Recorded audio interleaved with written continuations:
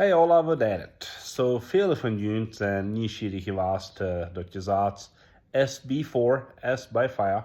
Dat is een gezegd wat Texas aanvangsjahr merken deed.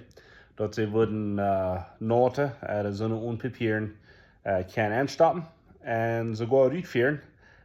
Oder wenigstens een ticket geven. En even zonne wat met den opvieren.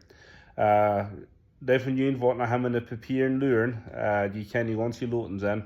Gisteren heeft een judge dat gezegd gestapt. Ik wist dat ze worden.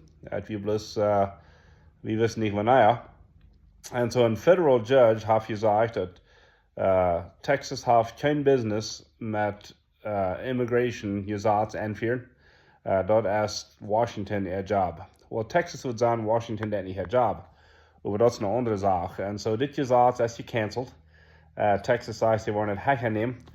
Aber die Landesgesetz der Constitution sagt, dass die föderale regering die Grenz bewerten.